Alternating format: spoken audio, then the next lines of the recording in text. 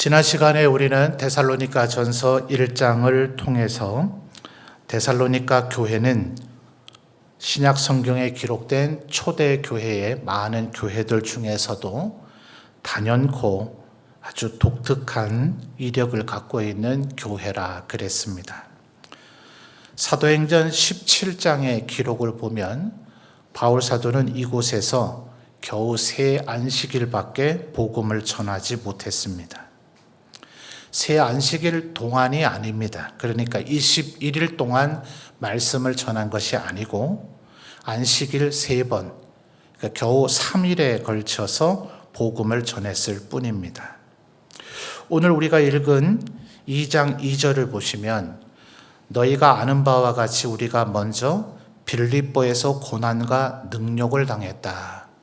자, 빌립보의 얘기는 사도행전 16장에 기록되어 있는데 딱 두 가지가 나오죠. 자주색 옷감 장사를 한 루디아의 집에서 교회가 시작됐다는 것, 그리고 귀신 들려서 점을 쳐주는 여종을 고쳐준 일로 바울 일행이 고소를 당해서 빌립보 감옥에 몹시 두드려 맞고 감옥에 갇혀서 거의 죽은 듯이 쓰러져 있었다가 한밤중에 깨어나서 간수의 집안 사람들에게 복음을 전했다는 것. 그게 지금 2장 2절에서 얘기한 빌립보에서 당한 고난과 능욕입니다. 그리고 나서 사도행전 17장의 기록이 방금 말씀드린 새 안식일에만 겨우 복음을 전할 수 있었을 뿐 데살로니가에 있는 유대인들이 불량한 사람들을 충동질해서 바울과 그의 일행들에게 위해를 가하려고 했습니다. 그래서 바울 사도의 일행은 새 안식일밖에 말씀을 전하지 못하고 황급하게 베레아로 갈 수밖에 없었는데 이 데살로니가인들이 베레아까지 따라와서 이 사람들의 말을 들으면 안 된다 하면서 바울 사도의 일행을 박해하기까지 했습니다. 그래서 지금 2장 2절 하반절에도 빌립보에서 고난과 능욕을 당했고 또 많은 싸움 중에서 하나님의 복음을 너희에게 전했다라고 지금 바울 사도가 이야기하고 있는 겁니다. 그런데도 불구하고 지난주에 우리가 살펴본 대로 1장 7절과 8절 말씀을 보면 마게도냐와 아가야 전역에 이 데살로니가 교회에 믿음의 소문이 났을 뿐만 아니라 8절 하반절을 보면 마게도냐와 아가야 지역을 넘어선 각처에 이 데살로니가 교회에 대한 소문이 퍼졌단 말이죠. 정말 초대교회 사도행전의 역사를 아무리 비교를 해봐도 그 어떤 교회도 애초부터 복음이 있었던 것도 아니고 이방인의 땅에 사도가 겨우 새 안식일에만 복음을 전했는데도 불구하고 이렇게 마게도냐와 아가야를 뿐만 아니라 각처에 믿음의 본이 되었다고 소문이 나는 교회가 출현했다는 것은 정말 놀랍고 기이한 일입니다. 그래서 지난 시간에 우리가 살펴본 대로 그것은 바울 사도가 3번 그 안식일에 복음을 전한 것이 워낙 능력이 대단하고 탁월해서 그런가? 아니면 반대로 사실은 목회자는 필요 없는 존재인가? 만약 목회자가 필요 없다면 데살로니가 성도들은 다른 지역의 성도들과는 달리 하나님 앞에 정말 구별될 만한 아주 특별한 거룩한 영적인 존재들이었는가? 그렇지 않다 그랬죠? 1장 6절을 보시면 또 너희는 많은 환난 가운데서, 그 다음이 가장 중요한 비결이라고 봐야 된다고 지난 수요일에 말씀을 드렸어요. 뭡니까? 성령의 기쁨으로 말씀을 받았기 때문에요. 이게 지난 주일 저녁에 살펴봤던 희락이죠. 그러니 희락은 환난을 이겨냅니다. 환난이 있어도 성령께서 주시는 희락의 기쁨으로 말씀을 받으면 목회자가 있든 없든 사도가 있든 없든 그가 얼마나 능력이 좋은 사람이든 또 혹은 얼마나 오랜 기간 복음을 전했든지 상관이 없이 하나님의 든든한 복음 위에 서 있을 수 있게 된다 하는 것. 그래서 말씀을 받는 자들이 성령의 기쁨으로 말씀을 받아야 된다 하는 것을 지난주에 살펴봤습니다. 그러면 오늘은 반대로 바울 사도는 그럼 어떤 자세로 복음을 전했길래 이런 일들이 벌어졌는가? 자, 2장 2절을 다시 한번 주목해서 보실까요? 이미 조금 설명했습니다만 빌립보에서 고난과 능욕을 당했고 그 다음에 누구를 힘입죠? 우리 하나님을 힘입습니다. 자, 이것은 비단 목회자에게만 해당되는 일이 아닙니다. 우리들이 교회의 각양의 직분과 또 그리스도의 몸된 교회의 지체가 되어서 우리가 여러 가지 사역을 해야 되지 않습니까? 일을 하다 보면 사역은 말 그대로 일입니다. 1장 3절 다시 거슬러 가서 보시면 너희의 믿음의 그다음 뭡니까? 1장 3절에 너희의 믿음의 뭐죠? 역사의 앞뒷말을 바꿔서 하면 뭡니까? 사역. 이거 말 그대로 일이에요. 영어 단어들도 work 이렇게 되어 있어요.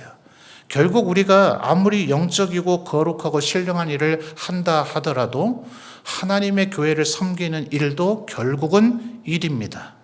일을 하다 보면 힘들고, 일을 하다 보면 지치고, 일을 하다 보면 마음이 상하게 되어 있습니다. 자, 그럴 때 여러분 어떻게 해야 지속적으로 일을 할 수 있습니까? 누가 상을 줘야 됩니까? 누가 밥 사주고 커피를 사줘야 되나요? 또 누가 늘 떠받들어주고 칭찬과 격려를 해줘야 됩니까? 그런 사람은 아직 희락이 뭔지 모르는 겁니다. 그것에 의존하는 사람은 그런 칭찬과 격려와 지지가 없으면 하나님의 일을 더 이상 감당할 수 없어요. 그래서 바울 사도가 지금 2장 2절을 보시면 그 어디에도 칭찬과 격려와 지지가 없죠. 고난과 능욕 그리고 많은 싸움이 있었지만 바울 사도가 지속적으로 이 일을 할 수 있는 건 뭐라고요? 하나님을 힘입어. 그러니 우리 모든 성도들도 주님의 교회를 섬기고 하나님의 백성으로 살아가시는 이 삶의 여정을 하나님을 힘입어서 살아가시는 우리 성도들이 되시기를 주님의 이름으로 축원합니다. 그래서 바울 사도가 전해야 되는 것이 뭔가? 자, 2절 하반절 바로 이어지는 말씀을 보면 우리 하나님을 힘입어 많은 싸움 중에 그다음 뭐라고 얘기합니까? 하나님의 복음. 그렇죠? 8절에도 보십시오. 우리가 이같이 너희를 사모하여 뭡니까? 하나님의 복음 또 나오죠? 9절에 보십시오. 형제들아 우리의 수고와 애쓴 것을 너희가 기억하리니 너희 아무에게도 폐를 끼치지 아니하려고 밤낮으로 일하면서 너희에게 뭘 전했어요? 하나님의 복음. 자, 우리가 보통 복음 이럴 때는 앞에 일체 수식어 없이 그냥 복음이라고만 생각을 하곤 했죠. 그런데 실상은 사도께서 하나님의 복음이란 표현을 많이 하셨어요. 지금 우리가 읽은 단락 속에서 만도 3번 나왔잖아요. 로마서에서도 고린도 후서에서도 또 심지어 베드로 사도도 하나님의 복음이라고 얘기를 했습니다. 물론 그렇게만 표현한 건 아니에요. 1장 5절을 다시 거슬러 가 볼까요? 자, 1장 5절을 보면 이는 그다음 뭐라 얘기합니까? 우리 복음이. 아니, 뭔 복음이 종류가 이렇게 많아요? 복음이 뭡니까? 복음은 말 그대로 영어 역본들은 적지 않은 역본이 good news라고 되어 있어요. 말 그대로 좋은 소식이에요. 자, 뭐가 좋은 소식입니까? 예수님이 날 대신해서 죽으셔서 내 모든 죄가 사함 받았다. 이제 우리는 다시 죽음의 권세 아래 놓여 있지 않고 영원한 생명을 얻게 되었다. 그리고 장차 우리는 천국에 가서 그리스도와 함께 영원토록 왕노릇하게 될 것이다. 또 하나님의 상속자가 될 것이다. 좋은 소식 맞습니까? 이게 다 좋은 소식이죠. 그런데 문제는 이 좋은 소식이 내 것이 되려면 어떻게 해야 되느냐. 여기에서 1장 5절에서 표현한 것처럼 우리 복음과 갈라디아서에서 표현한 다른 복음이 나눠지는 거예요. 여러분 어떻게 하면 우리가 죄사함 받습니까? 어떻게 하면 우리가 영생을 얻죠? 오직 예수 그리스도를 믿는 믿음으로만 구원받게 되어지는 줄 믿습니다. 그런데 초대교회 때에 많은 유대인들이 또 유대인이었다가 그리스도인 된 이들이 또 하나님 앞에 온전한 깨달음을 얻지 못했던 일단의 사도 무리들까지도 자꾸 뭐라고 생각했어요? 이방인인 채로 구원받을 수 있을까?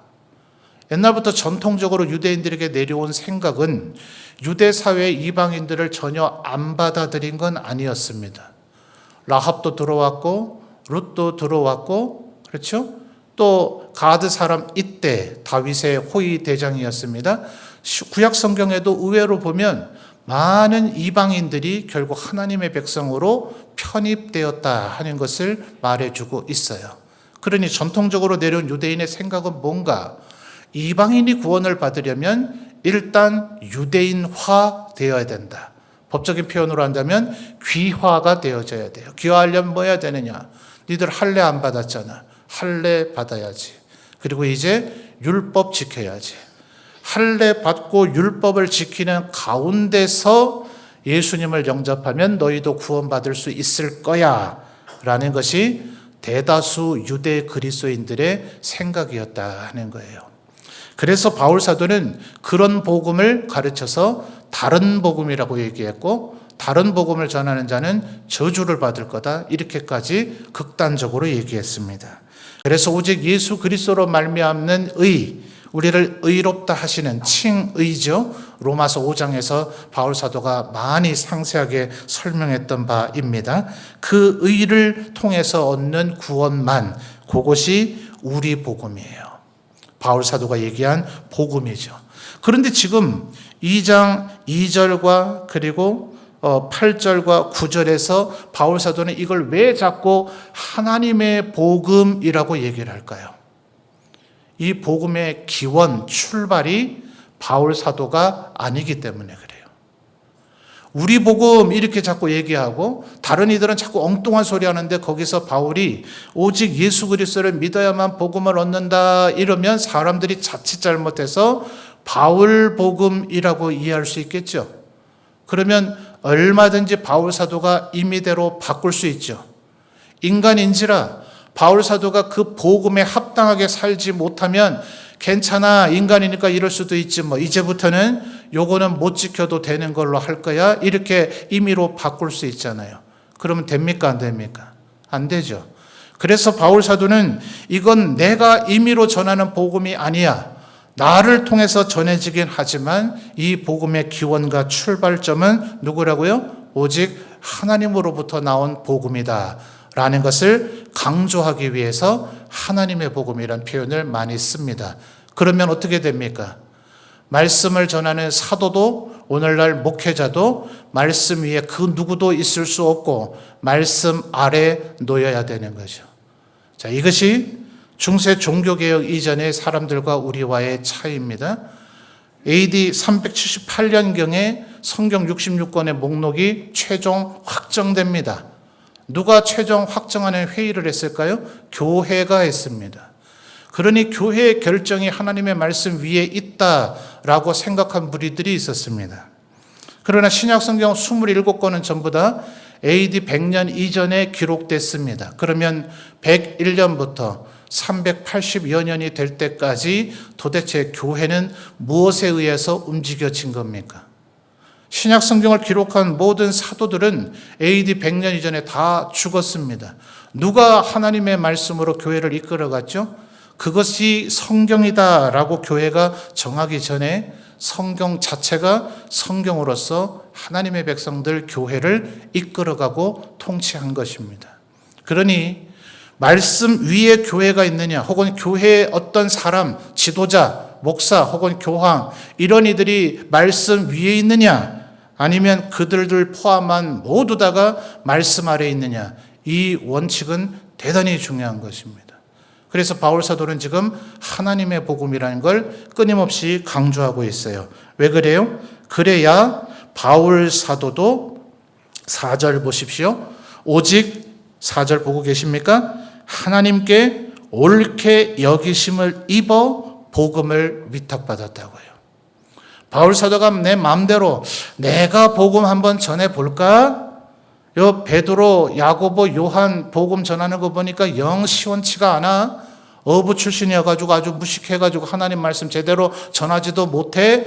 이래서 바울이 전한 게 아니란 말이죠. 이것은 하나님의 복음이기 때문에 하나님이 선택된 자가, 하나님이 선택한 자가 그가 하나님의 옳게 여기심을 받아. 자, 4절을 다시 한번 보십시오.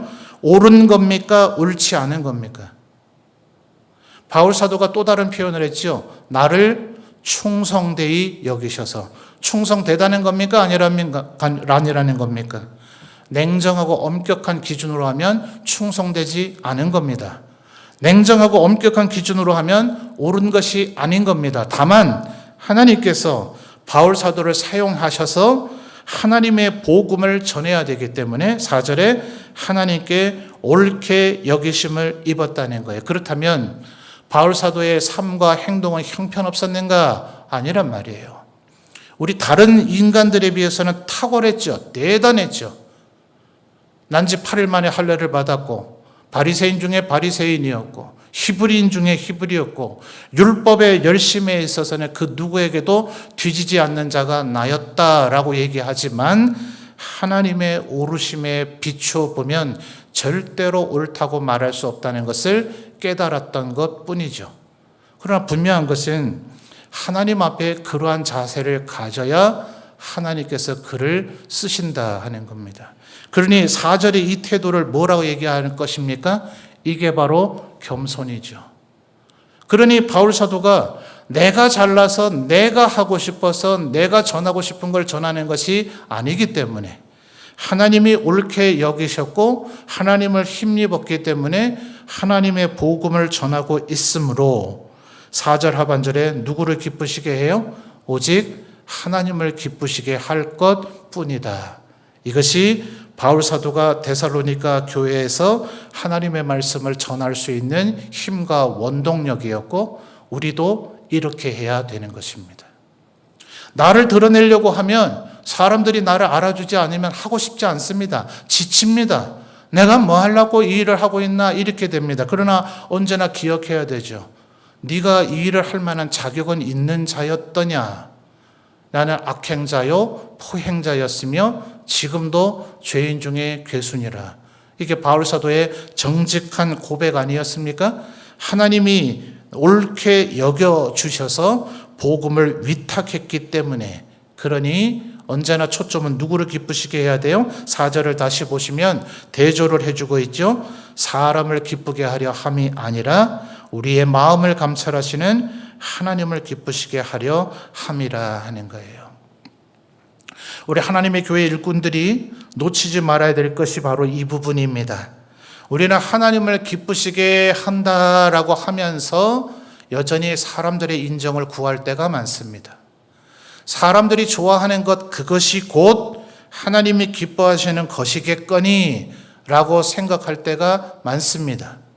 그리고 우리는 얼마든지 바울 사도가 3절을 보시면 세 가지를 얘기합니다. 우리의 권면은 뭐 세 가지로 안 했다 합니까? 간사함으로 하지 않았고요. 부정해서 난 것도 아니고요. 속임수로 한 것도 아니었습니다. 사람은 이 세 가지에 잘 속을까요? 안 속을까요? 간사한 사람은 정말 남을 잘 속입니다. 부정하면서도 정한 듯이 구는 사람이 얼마나 많습니까? 오죽하면 예수 믿는 우리들도 우리 집에는 착해 빠져서 큰일 났어. 이 말은 3절 하반절에 속임수로 할 줄을 몰라. 저래서 어떻게 이 세상에서 살아갈까? 우리의 본성, 우리의 옛사람은 여전히 간사한 부정과 그리고 속임수를 어느 정도 우리의 내면 속에서 이미 추구하고 있습니다. 그러니 하나님을 기쁘시게 한다 하는 것은 외형적으로 드러난 어떤 결과물이나 업적을 얘기하는 것이 아닙니다. 그 마음이 지금 무엇 때문에 이 일을 하고 있는가, 누구를 위해서 이 일을 하고 있는가, 누구를 힘입어서 이 일을 하고 있는가. 4절 하반절에 우리 마음을 감찰하시는 하나님을 기쁘시게 하려 합니다. 이게 바울의 목적이었던 거예요. 내가 어찌하든지 데살로니가인들에게 한 명이라도 더 복음을 전해야지. 그래서 예루살렘과 안디옥에 있는 모 교회 사도들에게 바울이 가니까 되잖아, 바울이 얼마나 위대한 일을 한 거야 라는 얘기를 듣고 싶었다면 그는 3절에서 간사한 부정, 속임수, 수당 방법 안 가렸을 겁니다. 근데 차라리 복음이 덜 전해지더라도 바울 사도는 그렇게 생각하지는 않아요.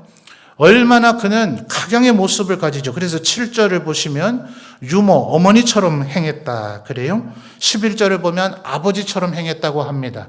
바울 사도는 다른 서신에서 이렇게 얘기하죠. 내가 율법이 있는 자들에게는 내가 율법을 지켜야 구원받는 걸로 생각하는 사람인 것처럼, 애초부터 율법을 안 가졌던 사람들에게는 내가 전혀 율법에 아무 거리낌을 안 갖는 사람인 것처럼 모든 사람에게 내가 다양한 모습을 가졌던 것은 한 명이라도 더 구원받는 자를 얻고자 하기 위함이었다.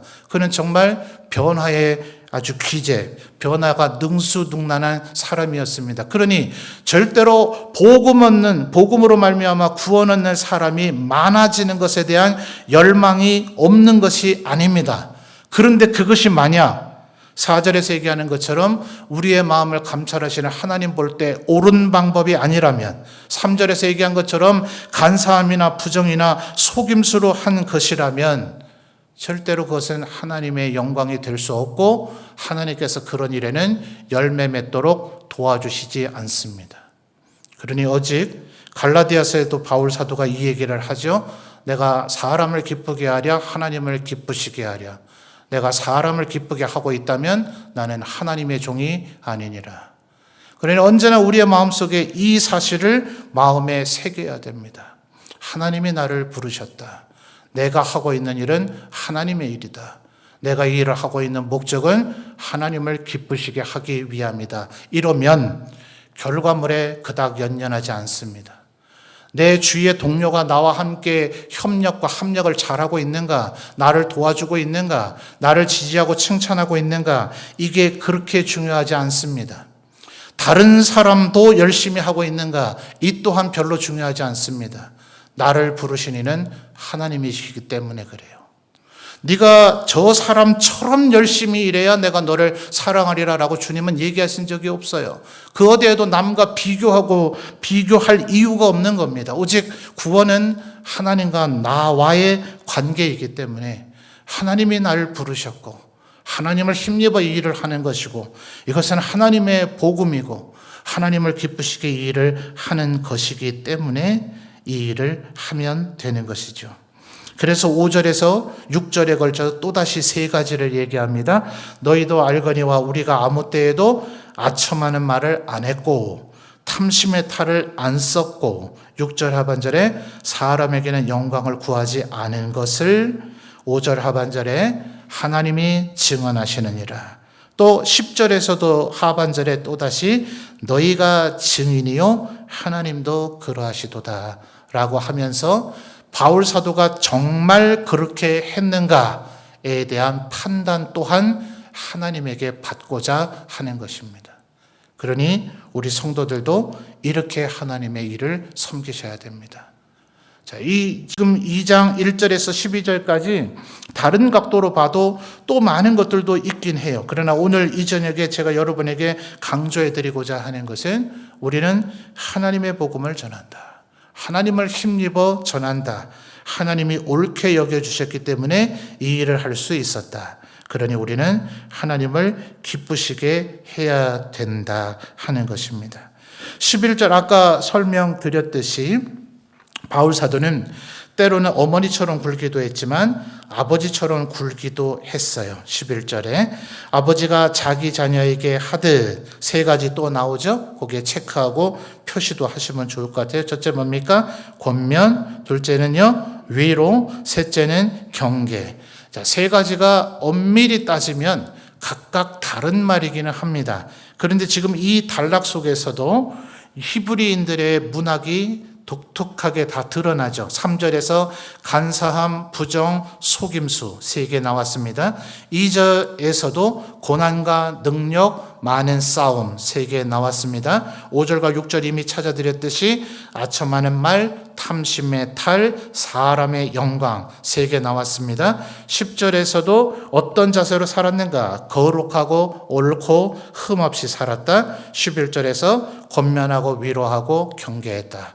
분명히 각각의 의미를 부여하고 약간씩 다른 것이긴 하지만 바울 사도는 이것을 동의어의 개념으로 쓰고 있습니다. 그러니 11절에서 그렇게 한 이유가 뭡니까? 자, 여러분 생각할 때 7절에 어머니 유모가 자기 자녀를 기름같이 유순하게 하는 것이 그 자녀에게 인기가 있겠습니까? 아니면 권면하고 위로하고 경계, 일종의 책망입니다. 아버지처럼 엄격하게 책망하는 것이 자녀에게 인기가 있겠습니까? 사람의 마음을 얻고자 했다면 7절 얘기만 나왔을 거예요. 그런데 바울 사도는 7절처럼만 하지 아니하고 10절처럼 권면하고 위로하고 경계했는데, 왜냐하면 12절 하반절에 하나님께 합당히 행하게 하려고 하기 때문이다 하는 거예요. 자, 모든 것이 하나님으로부터 시작해서 하나님으로 끝나죠. 나를 부르시니가 하나님이시다. 내게 일을 맡기시니도 하나님이시다. 나를 힘을 계속해서 공급해 주시리도 하나님이시다. 내가 제대로 일을 했는가 평가하고 인정해 주실 분도 하나님이시다. 그런 나를 오직 하나님을 힘입어 이 일을 하고 있다 하는 것입니다. 저와 우리 모든 성도들이 우리의 남은 생에 우리가 어떻게 살아야 할 것인가, 제1의 목적 하나님을 기쁘시게 하며 살아가시는 저와 여러분이 되시기를 주님의 이름으로 축원합니다.